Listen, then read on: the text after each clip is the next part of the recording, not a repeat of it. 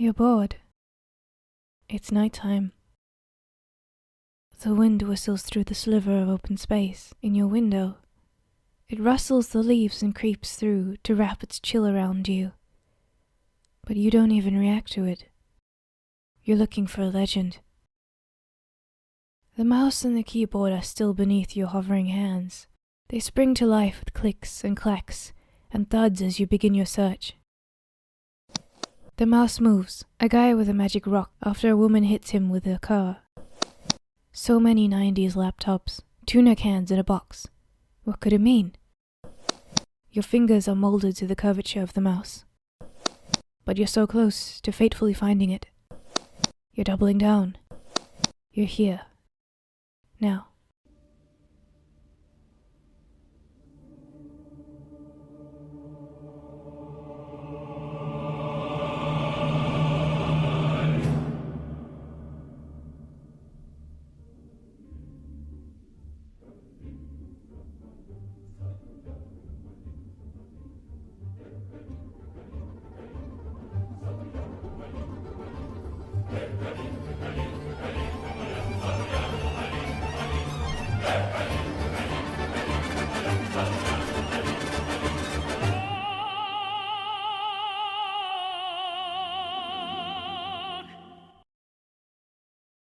Neil Breen, everyone is talking about the guy. Ever since Tommy Wiseau, people just love that weird filmmaker dude that isn't all there and just goes full on with wild abandon and makes unintentional masterpieces of the best kind. Dumpster fire kind. The only way I can even start talking about this guy is to just get what I can in this video. Then I guess I'll get to whatever else some other time, and I have absolutely no idea where I'm gonna go from here. But fuck it, let's look at the first film.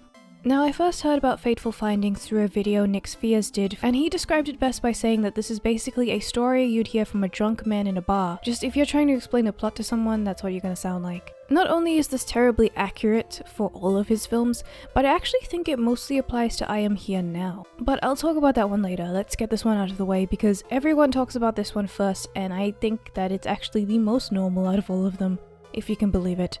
So what is it?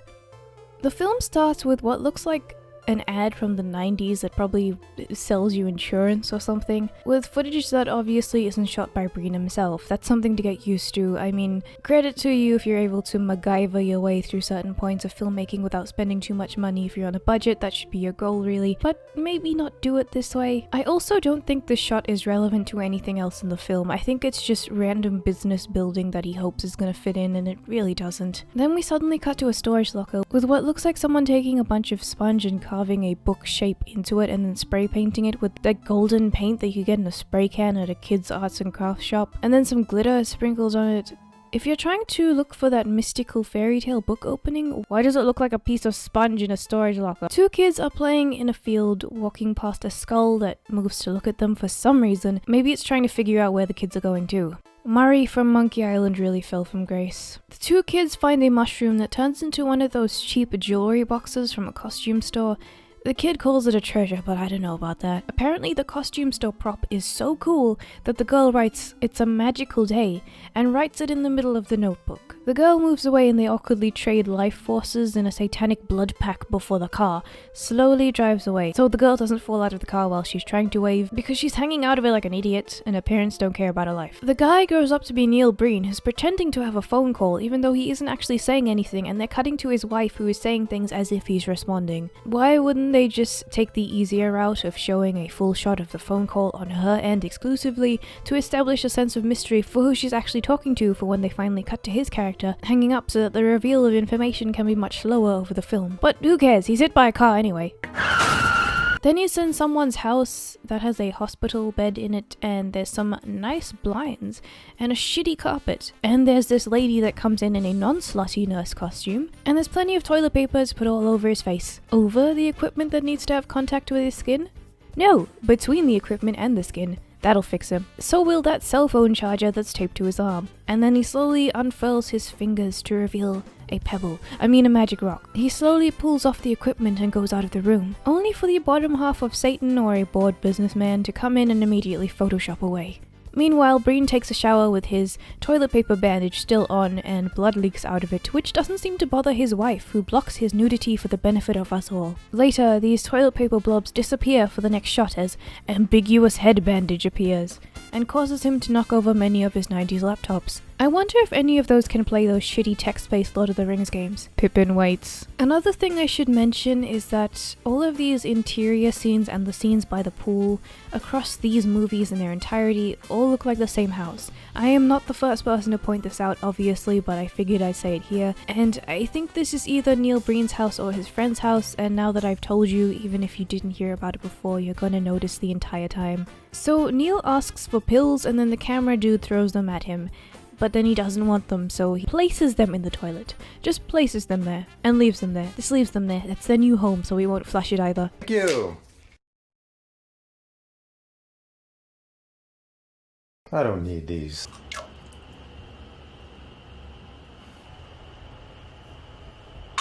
Throughout the movie, the magic rock takes Breen to a garbage bag room, and there's a naked lady there sometimes. As you can tell, this movie is a big excuse for Breen to ask women to show Bob and Vagine. Back in his office, Breen does the special ancient Breenian rain dance ritual by gracefully shaking coffee across a sacred, inferior, non-mechanical keyboard for a 90s laptop. And bravo, he's done it! Rain is now coming down, but this is what this tribe is most famous for. He's at dinner at a friend's house, and the dad is drunk as fuck and no one really seems to care. This man confuses me. The way he acts, I mean.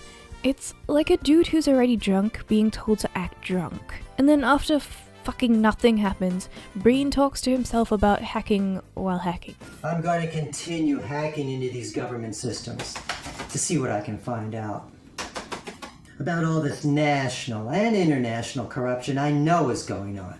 National and international, huh? But as Breen soon finds out, there's trouble in paradise as his wife has an addiction to toilet pills. He and her have a fight, and then they stop talking, and then it cuts to him on his laptop while they're not talking, and then she comes in saying she's done talking even though they haven't been talking, and then they have a romantic moment with unnecessary office paraphernalia abuse. I'm done talking.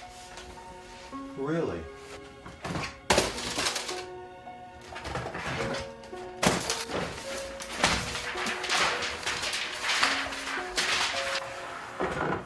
And she suspects he's being unfaithful. And he is? He looks like he is, but as the later shot will show you, he only meets the girl he ends up with later on. So there isn't really another girl unless you count that underage chick where I don't think he actually does anything with her. I mean, so there isn't really. Why is he looking like that? Did they get this scene out of order, or am I just going insane? Am I having a stroke, or is this really happening? Then they're at a barbecue, and then the dad is drunk and drops some things. So this girl is answering a phone call, and the notebook drops on the ground. It's the girl from before, who's no longer a brunette. Bitch, I see those roots. Breen scrambles to help, discovering their connection and saying the same line twice, even though both of those takes are equally terrible. Think of you every day. I think of you every day. So then the other two people from before are fighting, so they throw water at each other and it does fucking nothing. She shoots him and his body is just hanging around, changing positions in the background, as dead bodies do, while the daughter comes in and they're both like, oh no, he is dead. Breen, meanwhile, is knocking on the door, sensing some commotion. He finally bursts into the room and is very concerned. I can't believe you committed suicide. I cannot believe you committed suicide. How could you have done this? How could you have committed suicide? Where's the bullet hole? Why is it there now? I'm gonna shoot this damn car out full of holes! No, no, no!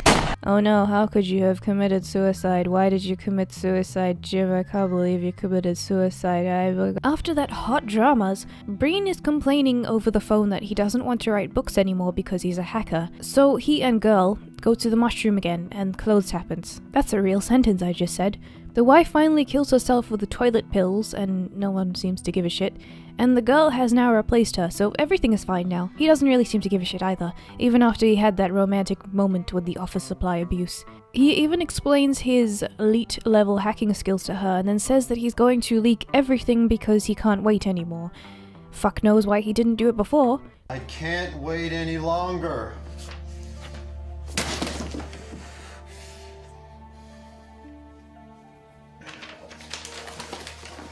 I'm not ready for this! But the evil forces know what he's on about, and they know what he's about to do, so they send a man with bottle of sleepy sleep to find the girl, and then they shuffle around each other awkwardly between the wall and the sparse plant for a couple minutes.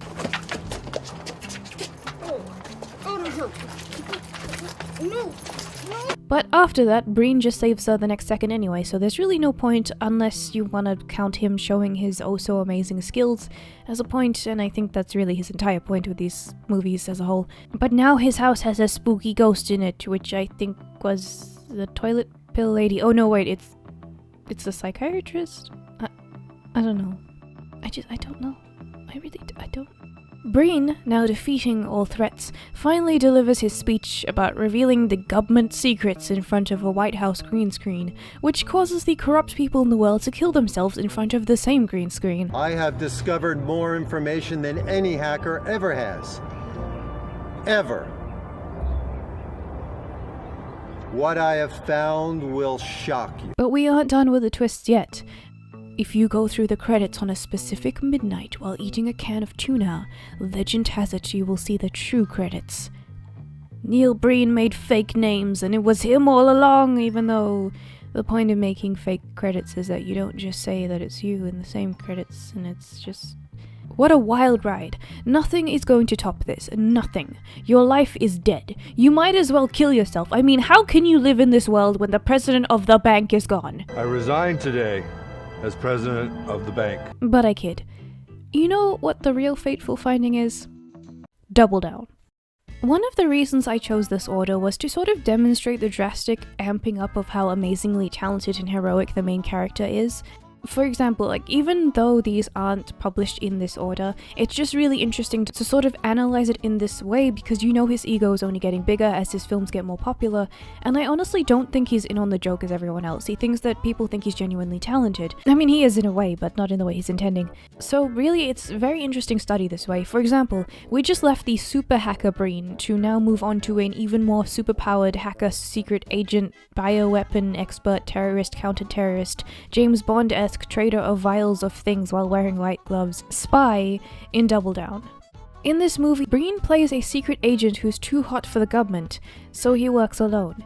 He gets another unrelated magic rock from a very red man in a Jesus cave, and has to stop the plot of a terrorist in Las Vegas where the stock footage demons are already starting to take over. At first we hear his tragic backstory, as you do with most of these sort of lone spy type movies. So he's such an amazing hacker agent, he becomes a threat for the people he works for, leading to them killing his wife in a pool because they couldn't kill him even though he was in an equally vulnerable position and they actually had better view of his head, so they could have taken him out quicker. He lies in the pool with her as she's dead. You will not question why there is a censor bar there, or you will die with the wrath of 1,000 suns. So now we get to him in current day. Him living off of tuna, the same tuna, lots of the same tuna, living in his car as he hacks with a satellite sticking out of his car with lots of the same laptop and lots of the same phone. He is so good at hacking that the laptops are off and he still manages to do his job. And there are just some random skulls everywhere as per usual. I don't even mention them because I don't know what to say. Again, the reason I put the movies in this order, the skull count just keeps going. He also kills people who are white-collar criminals with his bio implants. Satellite dishes, 5 laptops, 6 cell phones, and bioterror. There are very dangerous wars going on that will never end. But don't worry, if they or anyone else tries to come near his car, they die because of a magic force field he made. The force shield will cause death if an intruder gets too close. There are also a lot of stock footage space things, and he never has a place in those shots, surprisingly, but I guess they just kind of exist. I'm not even sure what they really do in the film, but I'm not gonna try and explain. So finally, let's get into the plot. Look, I know I will never come near as Lord and Savior Rich Evans explaining this film, but I know my place, and I'm still gonna try, so give me a chance. So Neil says some cryptic shit while the choir music plays in the desert, get used to that, and then he finds some nice shoes. Where are you? Where am I? You're me. After some Vegas stock footage, a guy tells Breen that the terrorist attack is bigger than 9/11 and specifically anything after 9/11. So specifically those two pieces of criteria. He is planning something very big. Bigger than 9/11 or any of the other larger catastrophes we caught in time after 9/11. But everything before 9/11 is still number one. So all of you Hindenburg fans, don't worry, that blimp is still going down in history, if you know what I'm saying. I'm going to hell. Throughout the conversation, Neil seems to have some sort of confusion about where to stand. So then afterwards he sees this old man in the desert and passes out, gaining a magic rock, and then waking up next to his car with the words, "Help me," I guess.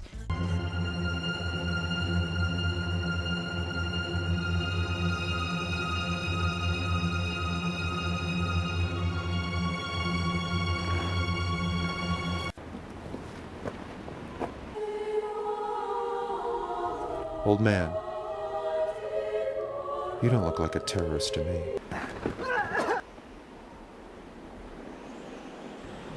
And then he goes to visit his parents' graves, and he sees them randomly in the water while wearing white. And he asks them about death, and they're like, "Oh, I don't fucking know," and then they disappear. Where are you? Where are you? Mom, is there life after death? Then he's having lunch with some family, I don't remember if it's his, and this kid has cancer, so he molests her hair and then cures her. And then we never see the family again, so fuck them, right? Then someone knocks over this thing. Some lady gets shot in a car. Hey, fuck you, lady! So then we shift gears to Neil having to assassinate a couple, and then he goes to a wedding and pretends to be the driver to get the couple, and tries to kill the couple with strawberries. Only this is the wrong couple, so he dumps them on the side of the road, and then he goes after the right couple who've already killed themselves by the time this idiot gets there because they knew he would get them. What, you run out of strawberries, idiot? What do you mean I picked up the wrong couple? Shit. Get out! Get out! The marriage is over. They committed suicide. So back at Vegas, he runs anthrax over someone's arm for some reason, and then nothing. Also, he's been going back to that water and putting anthrax on the very edge of a small area of water to somehow test the disease and the strain of it, even though that makes absolutely no sense, because it's not going to get anywhere. It's not even a strong enough dose to get anything with the volume of water compared to the volume of what you're putting in, and you're just making it stick to the rocks. I have no... Well, I mean, it works. A bunch of fish die, so fuck me. Back at Vegas, he hacks a car with a cell phone from the early 2000s that isn't actually on. Then he injects a guy with serum, and then some sort of standoff happens, but he saves everyone, and he jumps on some mountains and monologues some exposition and stops at a railroad to reuse some footage, and then everyone dies, I think. But a lot of people get shot, so I think some people die.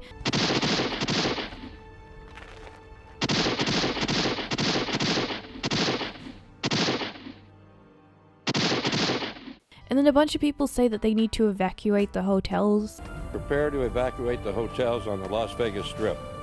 Prepare to evacuate the hotels on the Strip. Prepare to evacuate the hotels. And then gibberish happens. Throughout the passage of time, we are endlessly repeating meaningless activities in our small window of existence. Through the days that stay the same, the sense of doom we feel at the thought of oblivion becoming a longing for the sweet release of death, as the time ticks ever closer. The winter of your discontent will stretch from the minute you are born to the minute you die, and there will be nothing to show for it.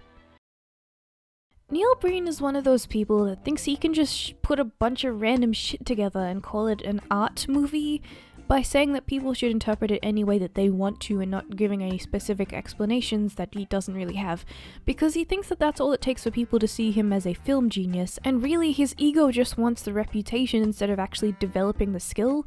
But simultaneously, he thinks he is capable of a flawless, effortless art film in a legit way, so he makes himself the main character with the confidence that he's talented enough to hide his own narcissism. I don't understand how these two things are together, but I know that it's both of them. I just do. Absolutely every single character has to tell you Breen does everything and saves everyone, and he's super good at all of the things that he does, and he gets all the Bob and Vagine, and all the time. He also suffers a lot because he's a literal Jesus, but also just a man who has to save the world selflessly because that's just how he is, every single time. So yeah, you guessed it, we're gonna talk about the final film, I Am Here.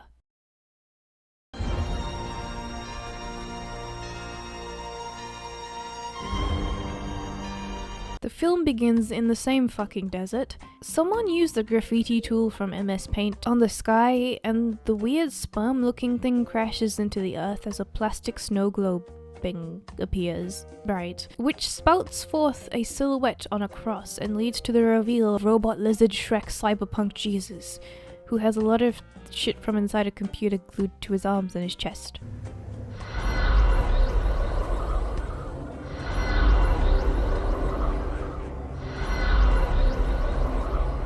He walks along and comes across some cheaply made crucifixes in the desert. Oh, I'm sorry, I didn't know I was watching a playthrough of Megekko Castle. I'm disappointed in your species. The human species. He speaks to a Skull Hamlet style about how he's disappointed in humanity, and I mean the Skull doesn't seem that interested, neither am I. He says he created them to be better than that, and all of the other planets he created are doing fine, yet humanity is continuing to fail. He wanders around the desert afterwards and monologues some more while there are some roses in the sand, and there are some baby heads, and his saggy tits are out in a shitty hotel room. Something that I never really wanted to see, but fuck, we saw the thing that was behind the sensor bar that you will not talk about. So some people in the desert get high, and they try to shoot Breen as he walks towards them, but he makes them kind of freeze. And then clothes happen again, and he steals their car. You're crazy! You're crazy! I'm so fucking high. Your weapons cannot harm me.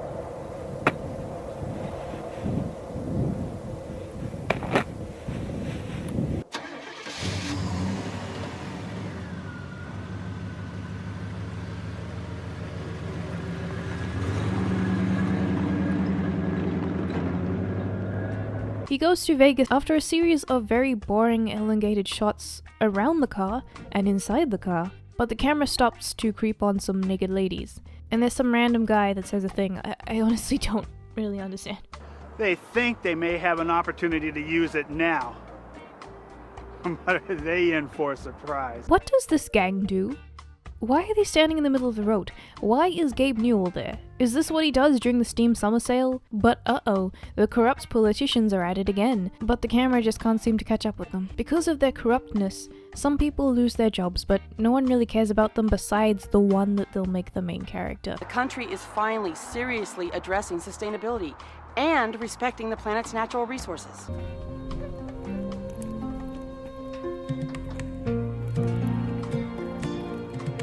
The one that they all do care about is this lady with a plastic baby who's looking for a new livelihood. You'll find something. You're my twin sister. Yeah, so am I. You're pretty and smart. You're hot. We're hot. I'm a stripper. An escort. You'd be great at that. The sister tells her to start hooking because why not? And they laugh at this guy who's riding a bike falling over before going to the...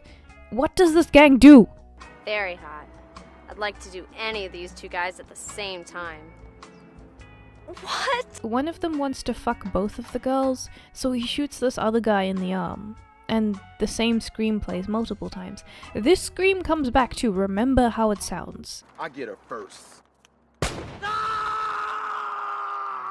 To have an unfortunate accident. No! Don't cut off my ears!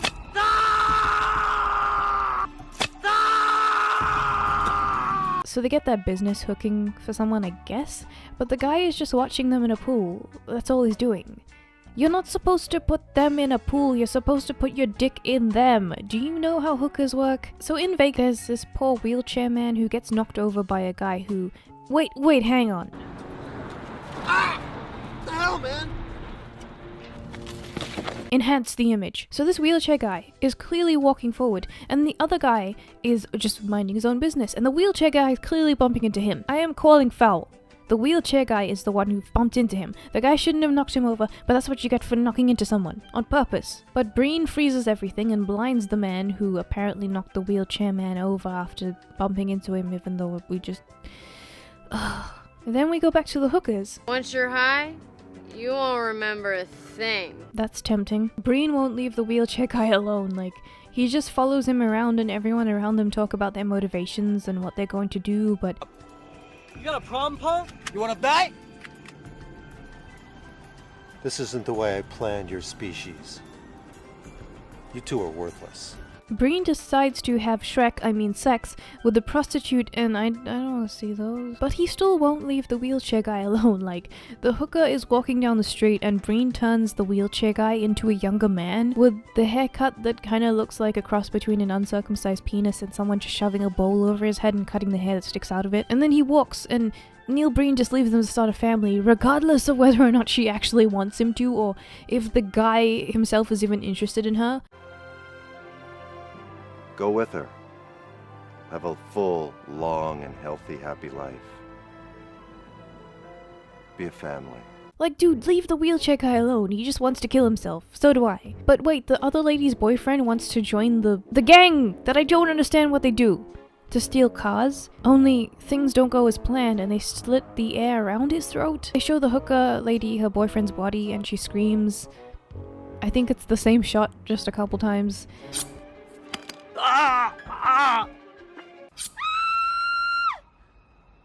What? This damn piece of garbage?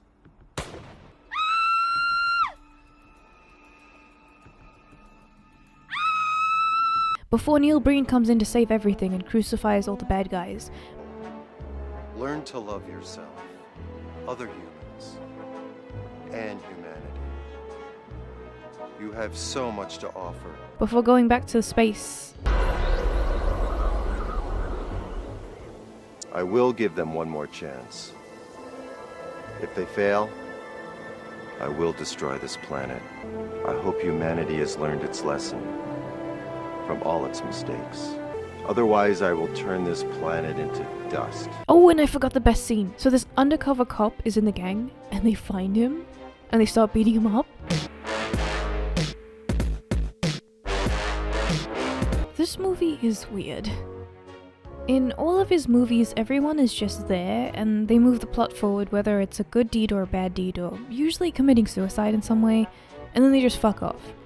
They don't really have a personality or motivations unless it's specifically something for the plot, but in this one, all of the characters are either shockingly bad or sickeningly innocent and good. There is no in between. They're just either good or bad, and the bad guys either die or they just get forgotten about in the script, and the good people just get things. And Neil Breen's character is the only one with character, actually, and even then he just does what the fuck he wants, so I don't even know what he's supposed to be. Also, Neil Breen's movie covers give you the idea of how narcissistic he is. They all prominently feature his face with the same expression, and you can clearly see that they're a vanity project, but fuck, I love them.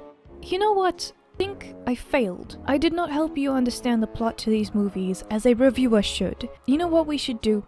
After we went through all of that together, let's check some of the online synopsises and sources and see if they're accurate to the movies. Let's start with Fateful Findings. The film opens with the author and vigilante hacker Dylan reminiscing about his childhood friend Leah, who he has been in love with since he was 8.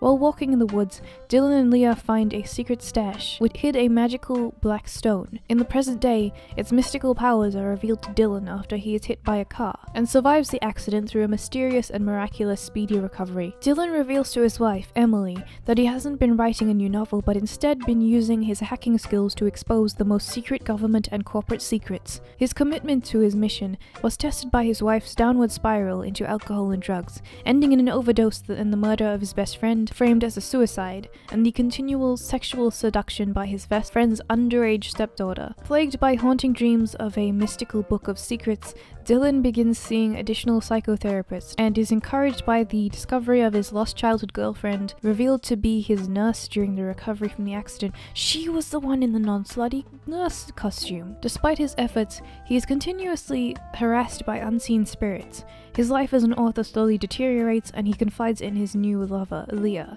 that his work may be discovered. This culminates when Leah is kidnapped by an unknown assailant.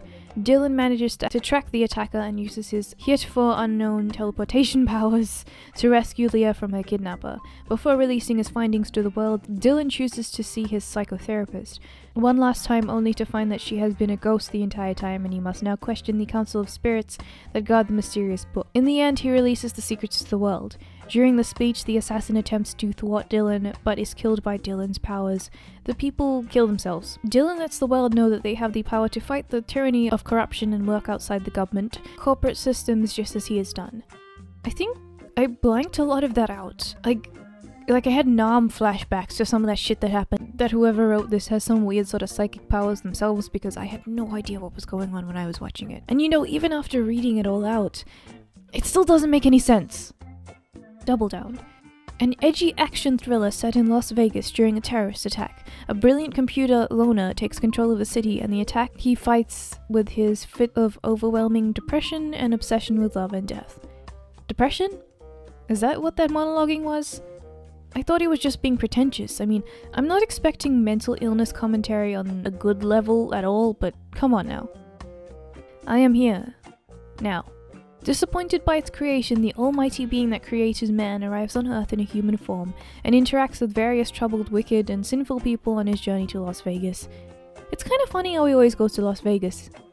I mean, it's almost like he lives around the area and he can just kind of drive around there without anybody really questioning what he's doing in order to make his films. He's too lazy to really go somewhere else because it requires a lot of effort to try and make things work, so he just buys some stock footage and gets it all together to try and make it seem like it's coherent, but then gives up halfway because he's so talented. Everything he just slaps together on an editor must be super perfect in every way, and everyone's gonna love it anyway.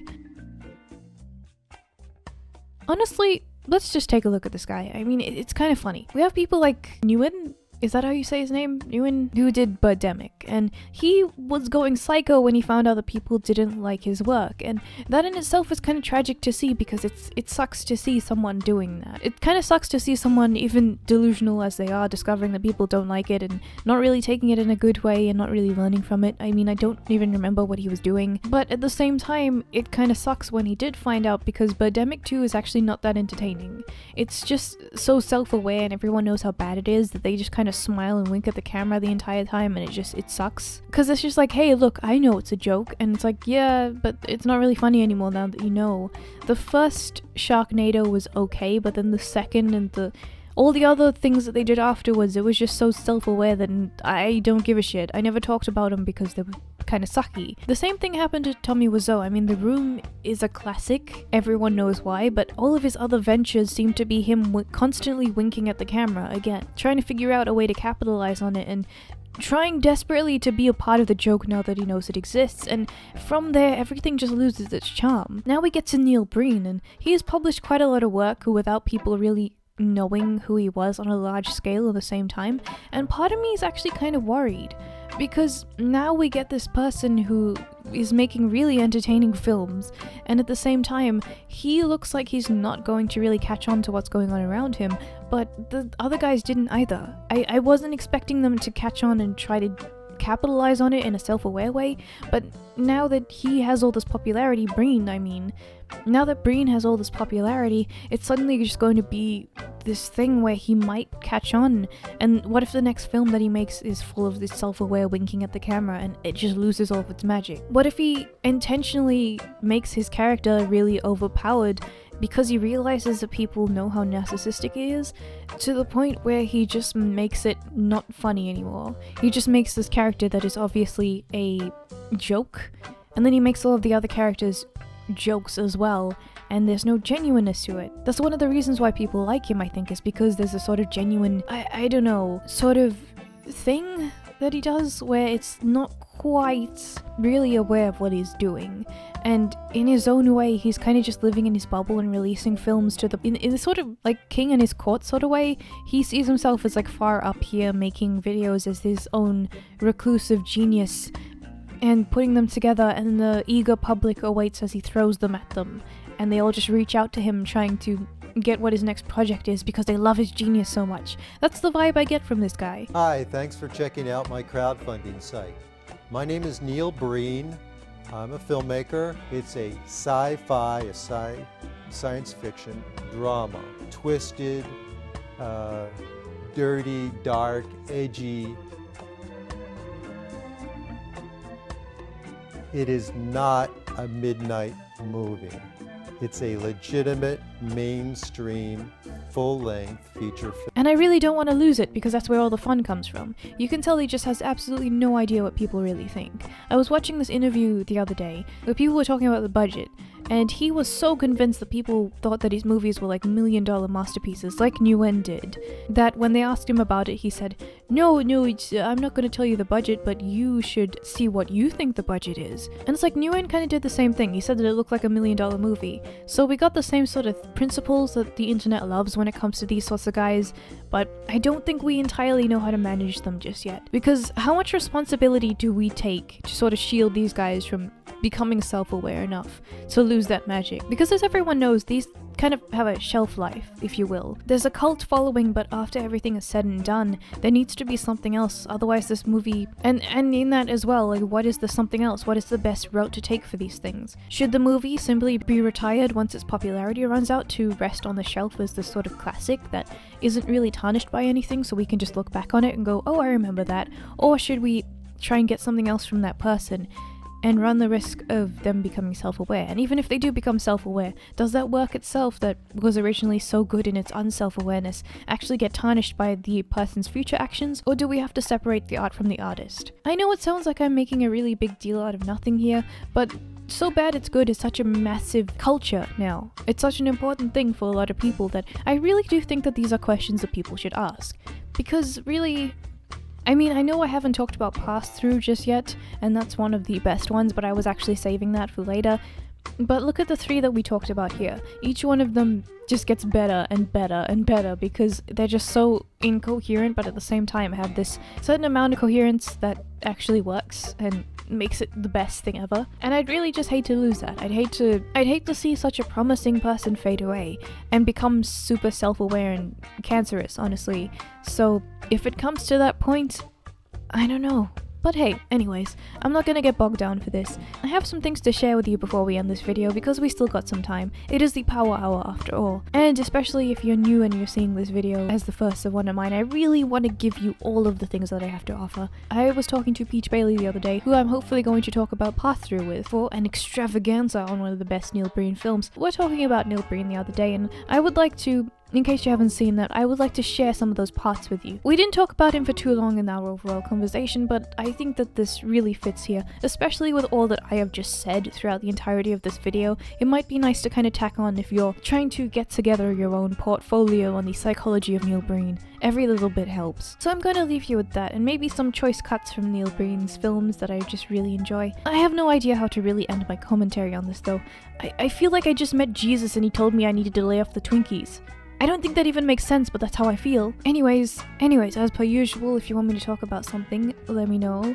I'm taking a request for the history of horror topics. I'm not sure what the next one's going to be about, but there's a lot to get through. And I have a narration coming up next week. I haven't done a narration in a very long time because I don't really find that many good ones, and the one that I'm doing next week is called Wilderness.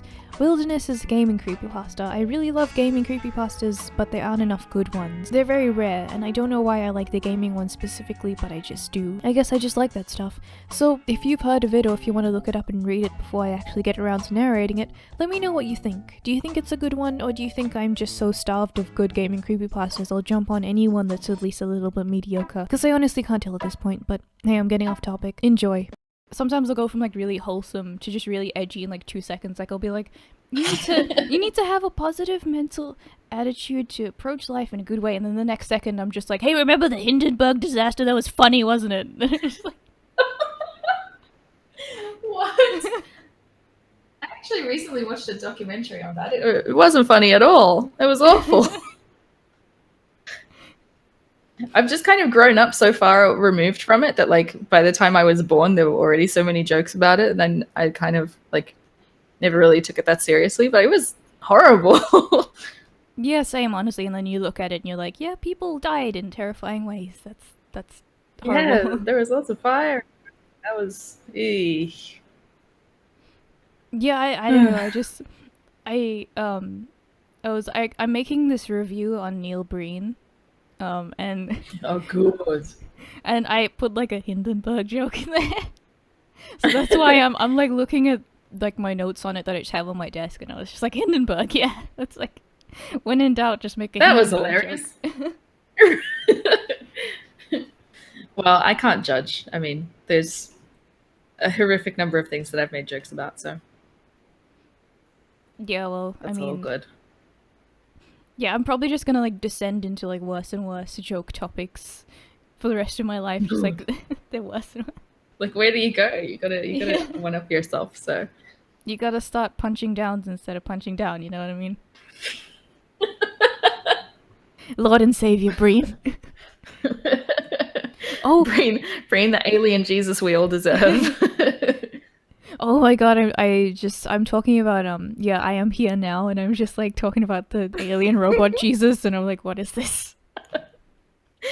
Oh my god, the man is, like, I mean, I don't think he even means to be that entertaining, but it's something about, like, the vanity of all of his projects, and, like, it's just so good, man. Good. I don't know if this is a controversial statement, but I think he's way more entertaining than Tommy Wiseau. I would say yes. He's more entertaining by far. And he also just has more work, like more movies. Yeah, exactly. But oh my god, have you ever seen Tommy? I think that the main fundamental difference between him and Tommy is like Tommy realized that he's a joke and he tried to play up to being a joke. Neil Breen has not realized that he's a joke yet, and he still makes makes movies in complete earnest, which is what makes them funny. Yeah, Tommy Wiseau did that thing called, what was it, the apartment or the room? He did a thing where he's no, he's in a building. It was like a TV show where he's in a building and all the people in all the different apartments like interact with each other, and he was trying to be Tommy Wiseau, and it was fucking trash. Oh, that one, yeah. It's on. So fucking bad. I feel like Neil Breen, there's like this sort of innocence to him because he doesn't realize. No, but it's not innocence. It's like he legitimately thinks he's a fucking genius. I think all of that stuff about like putting political messages into his movies and like putting all this like religious imagery of him being like a savior. I think he legitimately has like a savior complex of he thinks his movies are out here to change the world, and in a way they are, because I've never been more entertained, and like what more could I want in a movie, really? But like seriously, let's just think about the sentence we've just said. Alien lizard robot Jesus. Like what?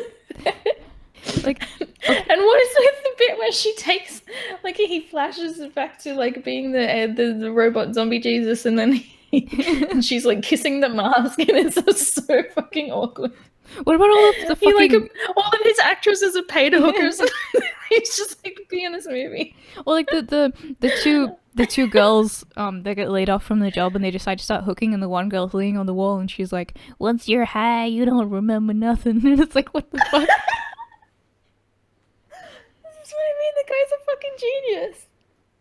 It's like even his promos, like when he tries to get movies funded, like okay, it was like it's a science fiction drama, twisted, dirty, edgy. It's not a midnight movie. It's a legitimate mainstream full-length feature film by me, Neil Breen. It's like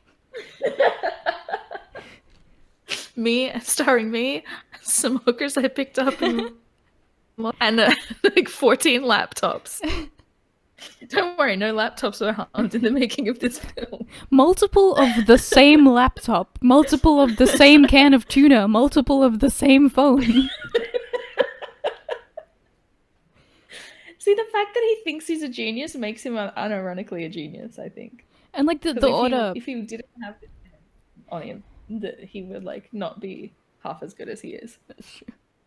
And like the order of like if you say Fateful Findings and then you say Double Down, then you say I'm Here Now, it goes up in like grandiose things, like he's a hacker and then he's a super agent hacker, then he's Jesus. But he's also somehow a hacker because he's got like robot chips and stuff as well. He took shit out of his computer and glued it to his arms.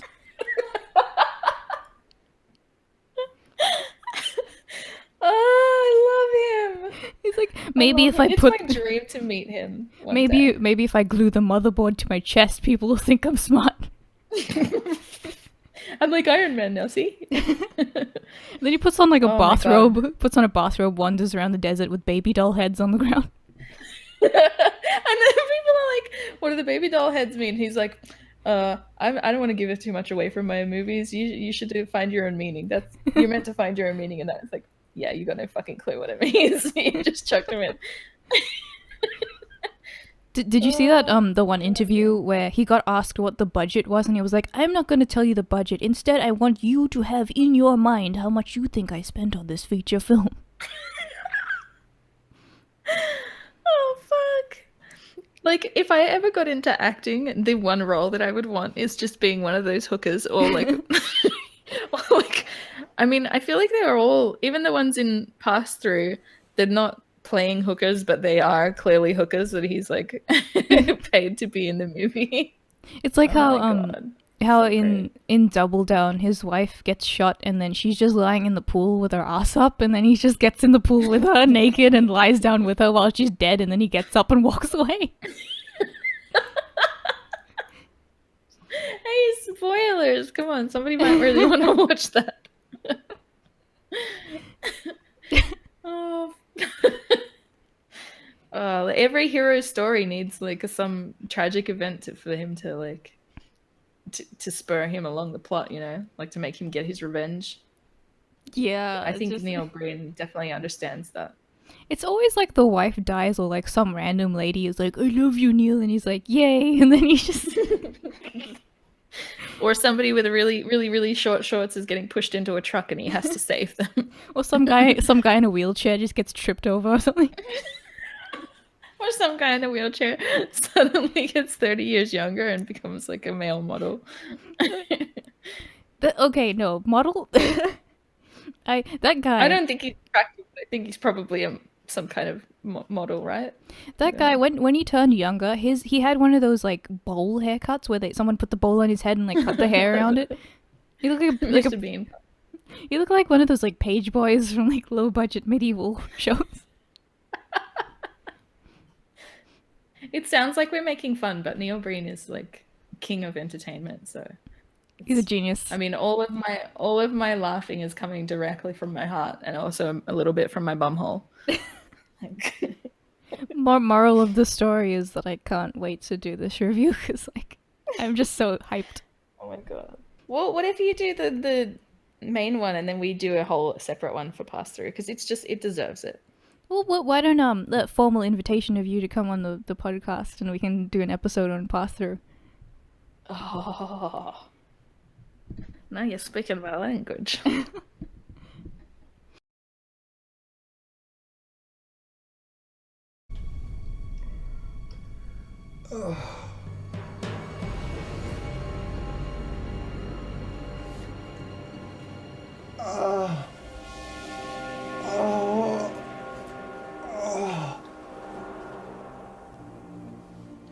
Oh my god.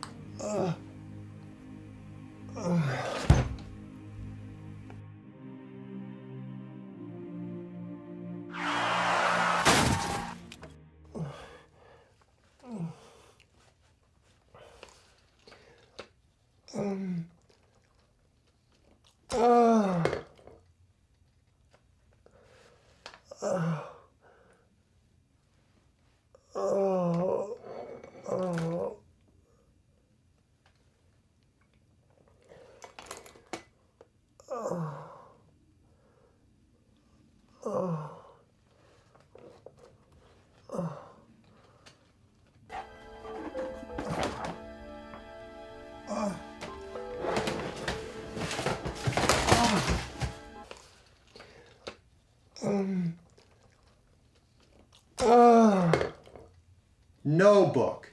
That first book made a fortune for you. I can't wait any longer. I'm not ready for this.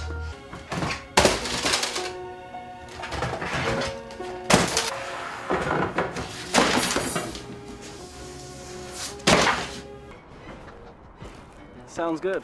Let's talk. The only problem? You're doing it on our turf. No respect for us. Bringing unwanted attention to us. That's no good, man. Fuck you. Fuck respect. It's about business. No, it's family.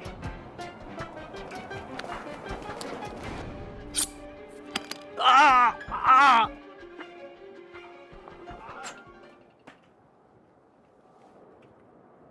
We eliminated our problem.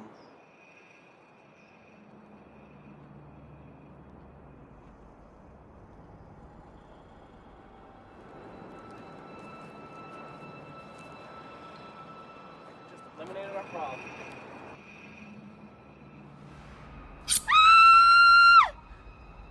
What? This damn piece of garbage?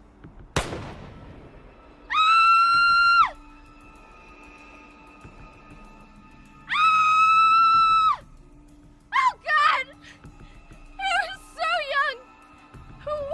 What's his family gonna...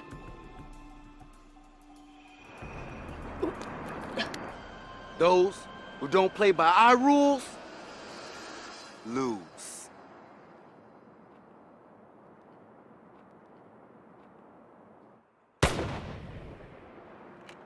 There's more.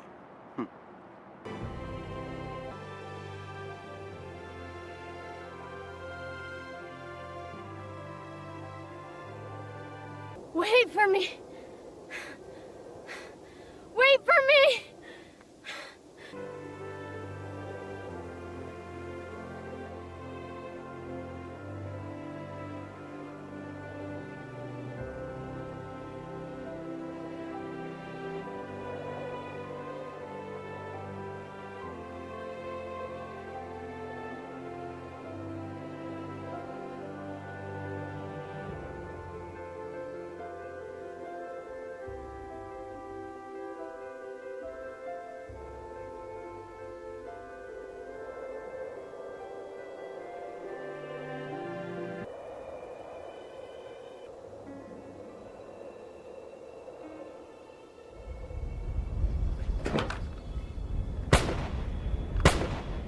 Holy shit.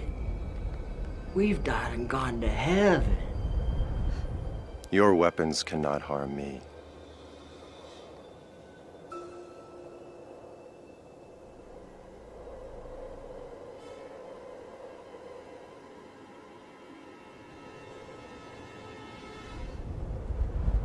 Have we died and gone to heaven?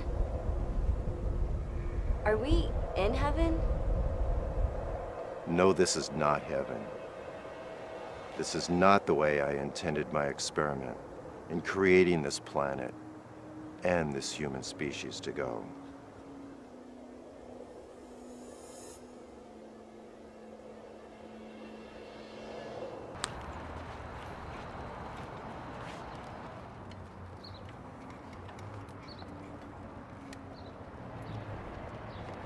Excuse me. Excuse me. Your baby dropped his toy. Thank you. You're welcome. Cancer chemo is kicking my ass. I only have a month to live.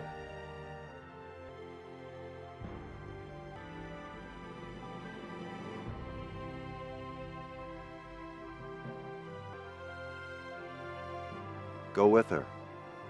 Have a full, long, and healthy, happy life.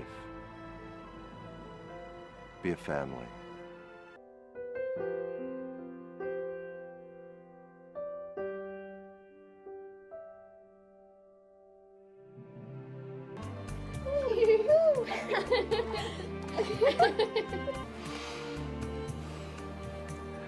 Double my pleasure.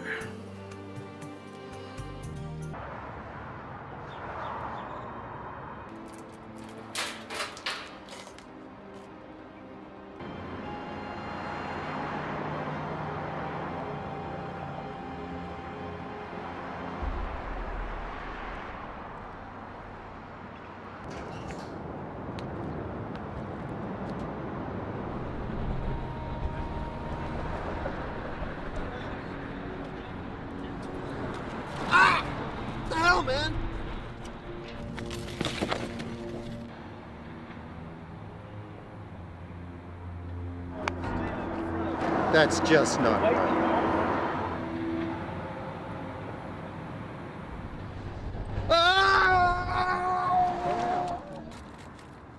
Let me help you.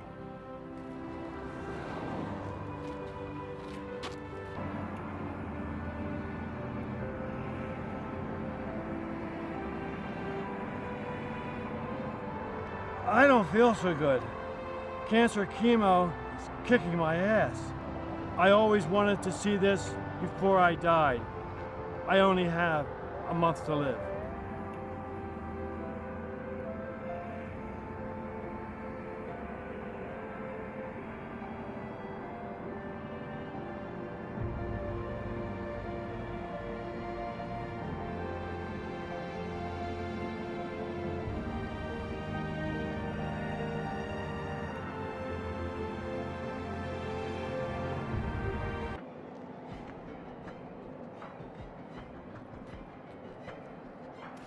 Undercover Cop.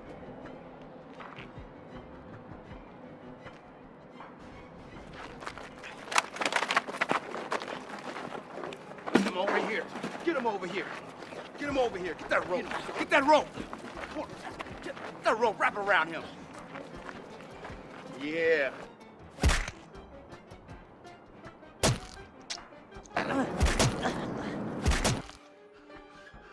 We trusted you like a brother. Kill him! This wasn't part of our deal.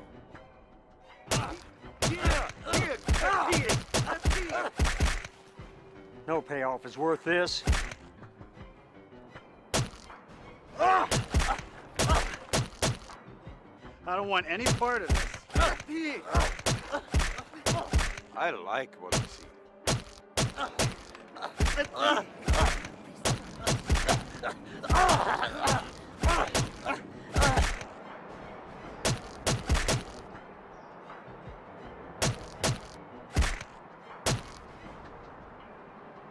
Cut it off.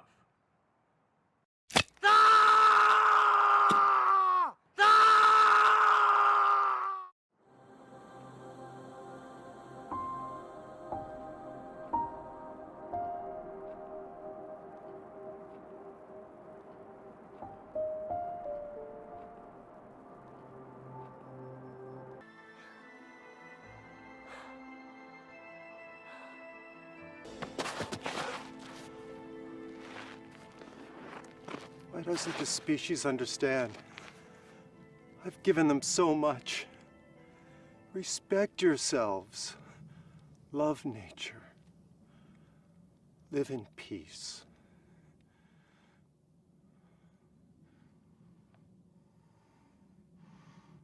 Have I failed them?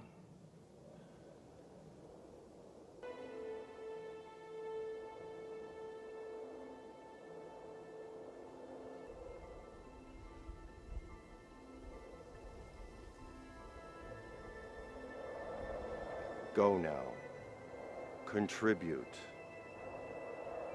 Provide for your fellow man and the planet. Make the best of what I've created for you. Don't waste your lives. Tell everyone.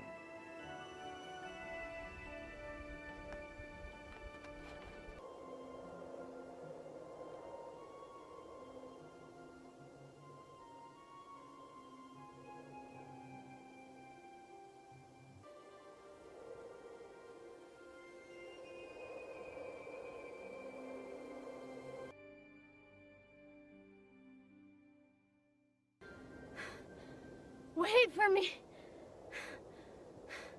Wait for me.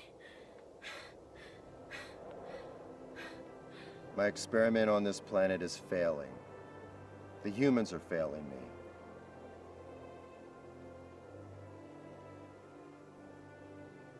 The humans must learn to live in harmony with nature. They must learn to live peacefully among other humans and non-humans.